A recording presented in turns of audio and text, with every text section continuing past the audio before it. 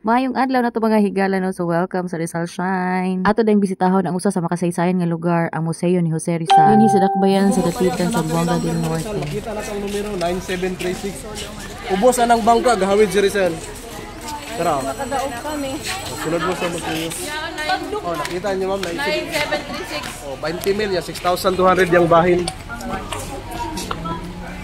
Usa kini sa labing importante nga destinasyon kung asa nato masabtan ang kinabuhi o panulundon sa atong pambansang bayani nga sa Dr. Jose Rizal. Sa pagsulod pa lang sa museo, mabati na dayon nato ang bugat nga presensya sa kasaysayan. The clothes of... The clothes? Dago lang siya kay paano man ni pajama kanisa yung base. Ano gamay rin siya. Puso na sa unang awards.